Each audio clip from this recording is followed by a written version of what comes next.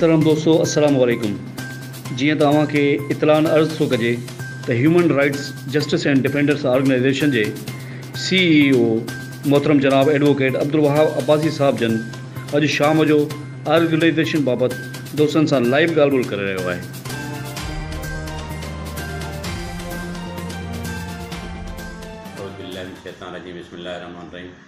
अस्सलाम वालेकुम। तमाम दोस्तन के दिल के गहराइन सां खुश आमदेद।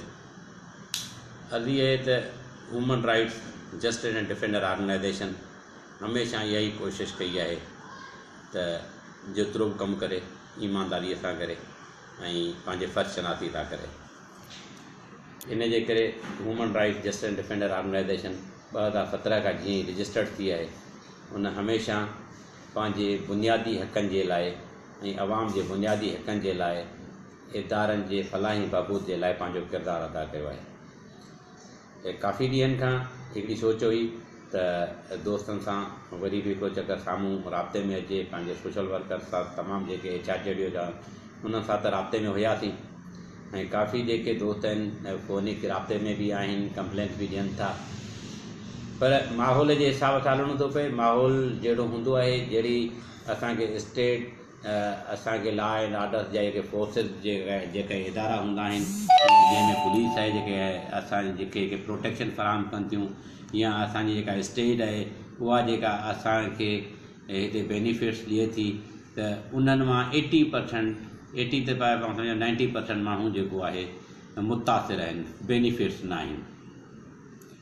उन खां अलावा तंज़ीम में भी काफ़ी अहिड़ियूं शयूं आहिनि जो असां काफ़ी साल ॾेढ खां वठी न अहिड़ा के दौरा कया आहिनि, न वरी जेको आहे तंज़ीम जी जोड़ जक या तंज़ीम जी साइड ॾे न विया आहियूं। जंहिंजे सभ खां पहिरीं त जेका HRJD जी प्रोविशनल बॉडी आहे, मां उनखे पूरी बॉडी खे जेको आहे डिज़ाल्व थो कयां, मुअतल थो कयां। उन जा सबब इहे आहिनि त उन में जोड़ जक जी ज़रूरत आहे। उहे ई दोस्त रहंदा जिन में chief organiser doctor Habibullah Memon Sahab हूंदो, ऐं उन में ऑर्गेनाइज़र सैयद रियाद अली शाह साहब हूंदो, ऐं उन खां अलावा मुनवर वारद साहब जेको आहे ऑर्गेनाइज़र मुक़ररु थो कयां सिंध। ऐं इन्हनि खे असां इन हिसाब सां ज़िम्मेदारी ॾिनी आहे त ज़िला पंहिंजी जॻह ते बरक़रार हूंदा। ज़िला पंहिंजी जॻह ते इन करे बरक़रार हूंदा त ज़िलनि जी जोड़ जक जे लाइ ज़िलनि जे president, general secretary, complaints incharge खे हिन मुंहिंजे वाई जे ज़रिए चवां थो त तव्हां पंहिंजे ऑर्गेनाइज़र सां टच में अचो।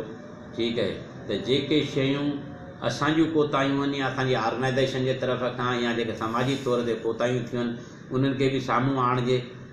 ऐं जेके हेड ऑफिस में हिते जेकॾहिं कंहिं अमले खां या मूंखां बि कोताहियूं थियनि त उन्हनि खे बि साम्हूं आणिजे। ऐं इन टिनी ऑर्गेनाइज़र खे जेको आहे जेके 2 महीननि जो असां हिनखे टाइम ॾींदासीं त उहे पूरी सिंध जो दौरो कनि ऐं वरी बि ज़िले बॉडीज़ खे जेको आहे जोड़ जक कनि ऐं हर ज़िले जे अंदरि हिकिड़ो कंप्लेंट सेंटर ठाहिनि। कंप्लेंट सेंटर ठाहिण खां अलॻि त असां जेके आहियूं, पहिरीं ॻाल्हि इहा आहे त थोरो ॿुधाईंदा हलूं, काफ़ी इदारा आहिनि जिन खे इहा ख़बर नाहे त असीं रजिस्टर्ड कंहिंखां आहियूं ऐं असांजा वर्क छा आहे, असीं करणु छा था चाहियूं। छाकाणि त मां हिकिड़ो एडवोकेट बि आहियां, त असांखां बि सुवाल थींदा आहिनि त साईं सोशल वेलफेयर डिपार्टमेंट खे इहे पावर न आहिनि जेके तव्हां वर्क कयो था, फलाणे खे न आहिनि, फलाणे खे न आहिनि। सो माण्हू सुवाल कंदा आहिनि। इन जे करे पहिरियों असां तव्हांखे ॿुधायूं त असां लाइव स्टॉक फर्म्स जेका ministry of industry J under कमु करे थी, असां फर्म ते NGOs रजिस्टर्ड आहियूं। ऐं उन खां अलावा हींअर अटई डॉक्टरनि जे ख़िलाफ़ु तमामु सख़्तु मुहिम हली रही आहे, तमामु सख़्तु। ऐं जंहिंजे लाइ असां काफ़ी अर्से खां लिखंदा आया आहियूं त बाबा बिल्कुलु अटई डॉक्टर्स जे ख़िलाफ़ु बिल्कुलु क्रैक डाउन कयो वञे। पर अटई डॉक्टरनि में बि उहे पंहिंजो पाण खे हिकिड़ा जेके डिस्पेंसर में चवंदा था साईं क्वालिफाइडेड डिस्पेंसर। क्वालिफाइडेड मीन्स छा आहे? ऐं हिकिड़ो वकील आहियां, मूंसां 3 साल हिकिड़ो मुंशीगत थो हले, सुभाणे चए त क्वालिफाइडेड मुंशी आहियां, केस हलाईंदुसि। ईअं त कोन थो थी सघे।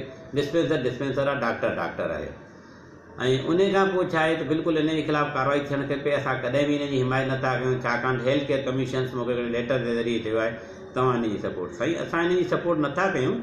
असां तव्हांखे इहो था चयूं त HRJDOs जी first aid and emergency clinic जेके आहिनि उहे तव्हांजे रंधे में अचनि ई कोन थियूं। जेकॾहिं प्रिंसिपल बेंच तव्हांखे चयो आहे या हाई कोर्ट तव्हांखे डायरेक्शन ॾिनो आहे त NGOs जी जिते जेके शयूं हलनि थियूं, क्लिनिक्स हलनि थियूं या वेलफेयर इदारा हलनि था या लेबोरेटरीज़ हलनि थियूं, ब्लड बैंक्स हलनि थियूं या कैंप्स हलनि थियूं, इहे न आहिनि हलनि ॾियणियूं त असांखे कापी ॾेखारियो, असीं पंहिंजो जेको आहे फस्ट एड क्लिनिक्स बंदि कंदासीं। पर हाई कोर्ट जे किथे बि कंहिं बि फ़ैसिले में NGOs जे लाइ किथे लिखियलु, छाकाणि NGOs त वेलफेयर थी कमु करे, उन जे लाइ वेलफेयर बुनियाद ते असांजी क्लिनिक्स इन्हनि जे हुकुम खां आजियूं आहिनि। न असां इलीगल कमु कयूं था, असां त कैंप्स लॻारायूं था, असां फस्ट एड ॾियूं। असां हर ज़िले में 18 क्लिनिक्स खोलियूं पिया। जेकॾहिं हेल्थ केयर कमीशन चवे थी असीं उन्हनि रजिस्ट्रेशन करायूं त उनजो तरीक़ेकार आहे त हेल्थ केयर कमीशन असांजे रजिस्ट्रार जेको डायरेक्टर जनरल रजिस्ट्रार जेको आहे जॉइंट स्टाफ उनखे लेटर लिखे त उहो पाण वञी उनजी रजिस्ट्रेशन, हू पाण रजिस्ट्रेशन अथॉरिटी आहे, यानी रजिस्ट्रेशन ते रजिस्ट्रेशन। पर रही ॻाल्हि इहा आहे त असांजे लाइ को बि अहिड़ो ऑर्डर न आयो आहे, तंहिंजे करे जेके असांजी फस्ट एड एमरजेंसी क्लिनिक हलनि थियूं उहे पंहिंजी वर्क जारी रखनि। हर ज़िले जे अंदरि 18 क्लिनिक्स आहिनि।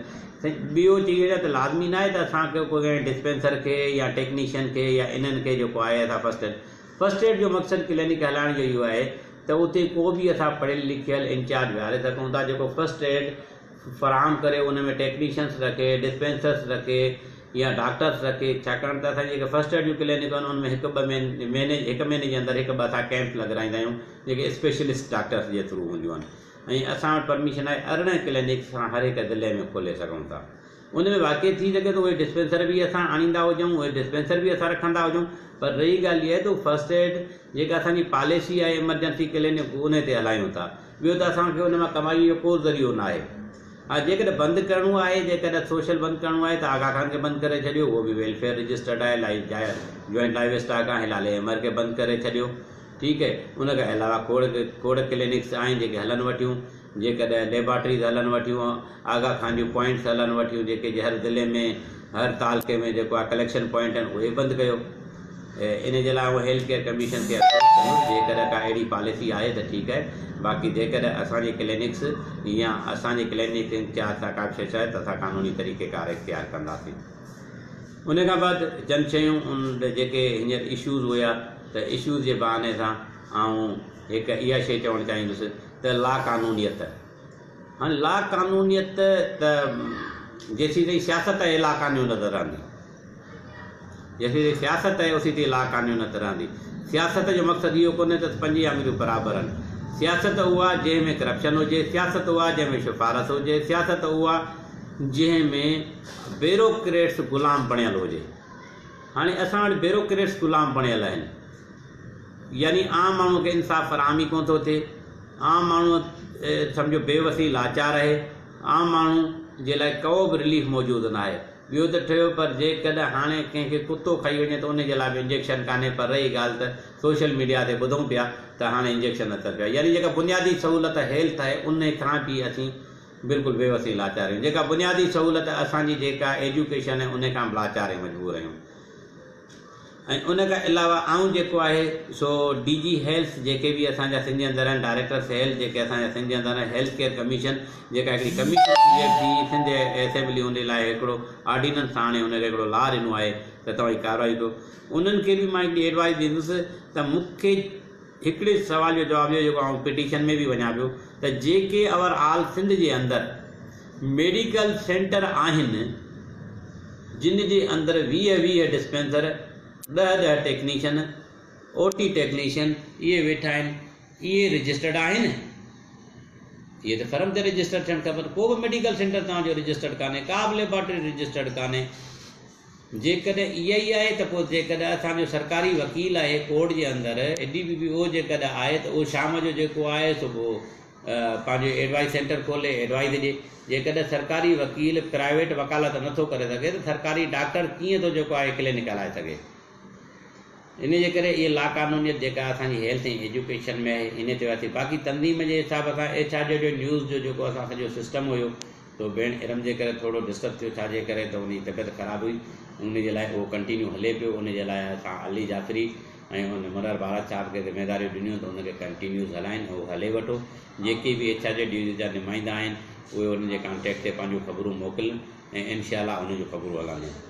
हाणे थोरो ज़ाती तौर ते कुझु शयूं तक़रीबन 4 तारीख़ हलनि पियूं, मतलब 4 तारीख़ हलनि पियूं, त उन हिसाब सां तव्हांखे ॿुधायां भाईजान हिकिड़ो मसइलो इहो तक़रीबन ही 3 महीने खां शुरू थियो आहे।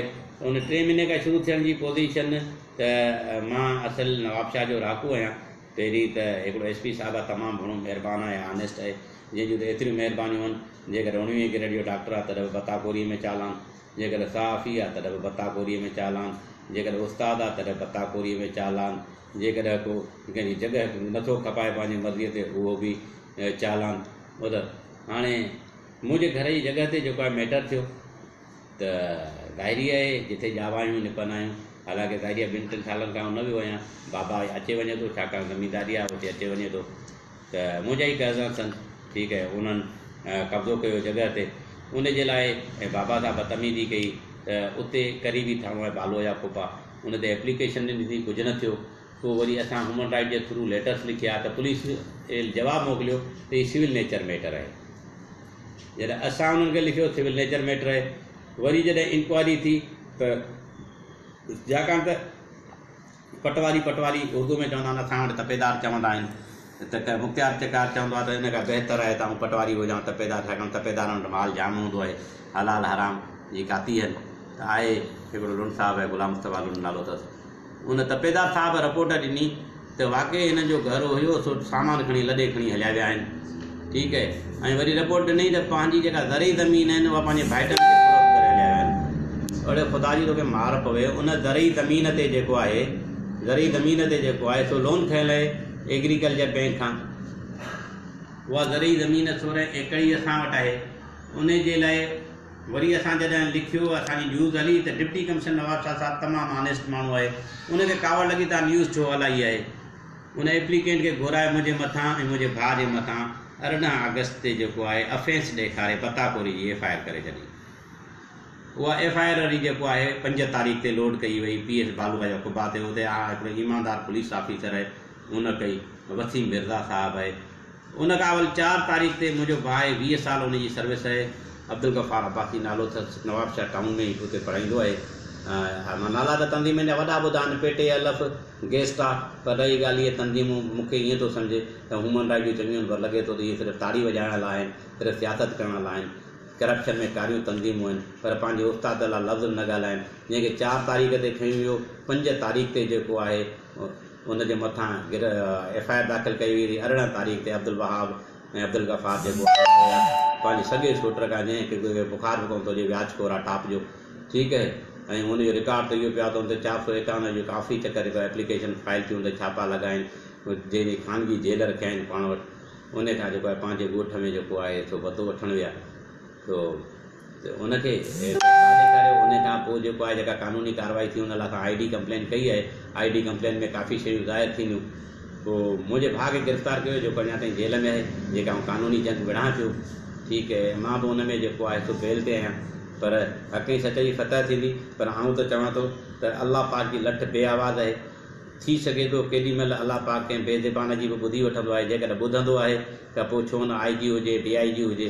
पर आउं त सम्झां थो वलीला दल साहिबु माशाअल्लाह तमामु नेक इंसानु आहे। उन कमिटमेंट कई आहे त आउं इंक्वायरी थो कयां, पर रही ॻाल्हि इहा आहे त इंक्वायरी कंहिं वटि थो मोकिले, इंक्वायरी बि उन्हनि वटि वठो मोकिले जिन कई आहे। अड़े बाबा कोर्ट में हुनखे केस खे चालान कीअं कयो वेंदो इहा असांखे ख़बर आहे, त शायदि जे बयान ते चालान कयो वेंदो। प्रॉपर्टी मैटर आहे इहो तव्हां सिविल में मोकिलियो आहे। ख़ैर उन शइ ते मां हुते मूंखे वॾे दुख सां चवणु थो पए त जेके प्राइमरी टीचर्स जी पेटे अलॻि जी तंज़ीम आहिनि, उन बि पंहिंजे उस्ताद लाइ कुझु कोन कयो, सिर्फ़ु ताड़ी वॼाइण में ऐं तंज़ीम सादी करण में ऐं जेको आहे करप्शन करण में, सीनाटी लिस्टनि में ऐं धरणनि हणण में पंहिंजे मफ़ाद लाइ। स्कूल जी का बि ड्यूटी नथी कई वञे, स्कूल जी का बि ड्यूटी नथी कई वञे, पर रही ॻाल्हि इहा आहे त सिर्फ़ु तंज़ीमी तौर ते हलियो थो वञे, ॿी का शइ कान्हे का। उनजे लाइ हिकिड़ी कानूनी जंग हले पई, अलाह बहितर कंदो। उनजे लाइ बि आउं पंहिंजी पूरी टीम खे इहो स्पेशली हिदायतूं ॾिनियूं आहिनि त भाईजान त तव्हां जेको आहे सो एडिशनल IG वलीला दल साहिब सां मिलो। नवाब शाह में जेके बि बताखोरी जो FIR थियूं आहिनि, डॉक्टर, सोशल वर्कर, उनखां कीअं लिखायो थो वञे, कीअं ब्लैकमेल कयो थो वञे, इहे सभु एडिशनल IG साहिब वटि पेश कयो। ऐं उनजे लाइ असां हाई कोर्ट में जेको आहे GIT जे लाइ लिखियो आहे त उन ते GIT क़ाइमु कई वञे। ऐं उनखां अलावा मां पंहिंजी तंज़ीम जे थ्रू IG सिंध साहिब खे बि जेको आहे तो असां हिकिड़ी एप्लीकेशन ॾियूं पिया, उन सां बि मिलण जो प्रोग्राम रखियो आहे। तंज़ीम जे मामले ते इहो हिकिड़ी ज़ाती शइ जेका असां रही ॻाल्हि इहा कानून सभिनी लाइ बराबरि आहे। तव्हां छा बि कयो, जेको वणे कयो, जेकॾहिं अदालतूं हूंदियूं न आहिनि उते एविडेंस हलंदा आहिनि, उते सबूत ॾियणा पवंदा आहिनि। अलाह मालिक आहे, वक़्ती तौर ते तव्हां तकलीफ़ ॾियो था त इनशाअल्लाह उनखे बर्दाश्त कबो। उहो तव्हांजे तरफ़ां कोन था सम्झो, ख़ुदा जे तरफ़ां खां सम्झूं था, छाकाणि त तव्हां त वक़्ती ख़ुदा आहियो, ठीकु आहे। ऐं वक़्ती ख़ुदा जेको आहे आर्ज़ी तौर ते रहंदा आहिनि ऐं उन्हनि जो जेको आहे मुस्तक़बिल बि आर्ज़ी हूंदो आहे। असल त ख़ुदा त उहो ई आहे जेको सभिनी लाइ बहितर करे थो ऐं बहितर प्लानर आहे। मां आख़िर में चंद शयूं ॿियूं आहिनि जिन जे उनजो ज़िक्र कंदुसि। त उनजो ज़िक्र इन हिसाब सां कंदुसि त जेका एडवोकेसी असांजी आहे, उन एडवोकेसी में लॉ एसोसिएट जेको HRW लॉ एसोसिएट आहे, उन में जेके बि असांजा दोस्त आहिनि उन्हनि खे चवंदुसि मुतहरिक थियनि ऐं पंहिंजे कमरे सेल खे टाइम ॾियनि ऐं मुख़्तलिफ़ सेलनि ते वेहनि। ऐं इन खां अलावा असां अॼु ई नोटिफिकेशन जारी कयूं पिया चीफ ऑर्गेनाइज़र ऐं ॿिन्ही ऑर्गेनाइज़र्स जो, त उहे जेको आहे 2 महीननि जे अंदरि पूरी तंज़ीम जी जोड़ जक करे मुकमल रिपोर्ट ॾियनि। जेकॾहिं इन्हनि ऑर्गेनाइज़रनि मां बि जेके जोड़ जक में ऐं को पोइते रहियो त पोइ असां वरी नवां ऑर्गेनाइज़र मुक़ररु कंदासीं, छाकाणि तंज़ीम जे बहितरीअ जे लाइ हर क़दम खणण जे लाइ असीं चाहियूं। हीअ बि जेका अॼु असां मां स्पीच कयां पियो, इन में बि असां मीटिंग कई त असांखे ऑर्गेनाइज़ेशन कीअं न कयो। ऐं HRW जेका न्यूज़ आहे असांजी, हुनजी चीफ एग्जीक्यूटिव आहे समरीन मिर्ज़ा, जेका हुनजी पंहिंजी तबियत सही न आहे, उनजी बि जेका ज़िमेदारी आहे मां अली सोलंकी खे ॾिनी आहे। ऐं जेका आहे डायरेक्टर जी ज़िमेदारी जेका आहे मुनवर भारत खे ॾियां पियो त हू उनखे डेवलपमेंट में ऐं उनजे जेके मसाइला आहिनि उनजा ॿुधनि ऐं हल कनि। ऐं उनखे अलावा ऑफिस जी ज़िमेदारी बि मुनवर भारत साहिब खे ॾियां थो। उनजो नंबर बि असां तव्हांखे स्क्रीन ते ॾेई था छॾियूं त तव्हां जेको आहे ऑफिशियली जेके बि मैटर्स आहिनि तव्हां उन सां राब्ते में रहो, तंज़ीम जे हिसाब सां राब्ते में रहो। ऐं डॉक्टर हबीबुल्लाह साहिबु चीफ ऑर्गेनाइज़र आहे, उनखे बि असां कॉल कई अचे थो ऐं उन में बि जेको आहे तव्हां उन सां बि लह विचड़ में अचो। पर इन टिनी ऑर्गेनाइज़रनि खे इहा अपील आहे त इहे मिली कमु कनि, जेको आहे अॼोकी तारीख़ ऐं वरी 2 महीननि खां पोइ हिन तारीख़ ते जेको आहे सो पंहिंजो जेको आहे प्रोग्रेस सपोर्ट ॾियनि। ऐं उन खां अलावा तंज़ीम जी जेको आहे सालगिरह आहे, 3 साल पूरा पिया थियनि 6 अक्टूबर ते। उनजे लाइ मुनवर भारत साहिब खे जेको आहे मां ज़िमेदारी ॾिनियूं आहिनि त 6 तारीख़ डिसाइड कनि, जेकॾहिं 6 थिए थी त बहितर आहे, जेकर अॻिते पोइते कनि था त बि ठीकु आहे। 6 तारीख़ ते सालगिरह ज़रूरु मल्हाई वेंदी। ऐं उन खां अलावा एवार्ड तक़रीब कनि जंहिंमें बहितरीनु उस्ताद, बहितरीनु लेक्चरार, सकाफ़त सां लाॻापियल, उन खां अलावा पुलिस डिपार्टमेंट में ईमानदार ऑफिसर शहीद थी वियल, ठीकु आहे। ऐं उन खां अलावा सुठा सोशल वर्कर्स, उन्हनि खे एवार्ड ऐं सर्टिफिकेट ॾिना वेंदा। इहो बि इनशाअल्लाह 6 अक्टूबर ते असांजी तंज़ीम जी जेका आहे सालगिरह आहे, इन ते इन प्रोग्राम जे लाइ बि इहो मुनवर भारत साहिब खे ऐं चवां पियो डॉक्टर हबीबुल्लाह साहिब खे इहो प्लान करे जेको आहे लिस्ट तयारु कनि, छाकाणि ॾींहं बाक़ी 3-4 आहिनि, इहे ज़िमेदारी उन्हनि जे मथां आहिनि, इन्हनि खे पूरो कनि जीअं इन्हनि खे पूरो करे सघनि। बाक़ी तंज़ीम जा जेके नंबर्स हेड ऑफिस जा तव्हां दोस्तनि वटि मौजूदु आहिनि। ऐं HRW न्यूज़ में जेके दोस्त कमु कनि था उन्हनि खे इहा गुज़ारिश आहे त तव्हां जेके मुंतलिक़ तव्हांखे WhatsApp नंबर ॾिनो वियो आहे, तव्हां उन्हनि ते रिपोर्ट्स मोकिलियो, पिक्स वग़ैरह मोकिलियो त जीअं उहे असां तव्हांजी रिपोर्ट। ऐं ॿियो महिरबानी करे रजिस्ट्रेशन करायो त असां तव्हांखे लोगो ऐं कार्ड ॾेई सघूं, छाकाणि लोगो तव्हांजे चैनल जी सुञाणप आहे, कार्ड तव्हांजी सुञाणप आहे। उन लाइ उन शइ खे बि महिरबानी करे कयो। ऐं उन खां अलावा जेके दोस्त असांखे WhatsApp ते एप्लीकेशन मोकिलनि था त उन्हनि खे गुज़ारिश आहे त 10-15 रुपया ख़र्च करे हिकिड़े लिफ़ाफ़े में विझी उहे असांखे पोस्ट करे छॾनि, जीअं असां उन एप्लीकेशन ते इम्प्लीमेंट कराए सघूं। इनशाअल्लाह 6 अक्टूबर ते तंज़ीम जी सालगिरह ते वरी इनशाअल्लाह गॾिबो। ऐं इनशाअल्लाह जेको बि कंहिं दोस्त खे मसइलो हुजे या जेके असांजी ऑर्गेनाइज़ेशन रिलेटेड आहिनि उहे जेके आहिनि बिल्कुलु मुंहिंजे मोबाइल नंबर ते या जेके ऑफिस जे PTCL नंबर आहिनि उन्हनि ते। उन खां अलावा असां हींअर पोस्ट लॻायूं पिया, उन ऑर्गेनाइज़र्स जा जेके नाला ॾियूं पिया, तव्हां उन सां राब्तो करे सघो। ऐं महिरबानी।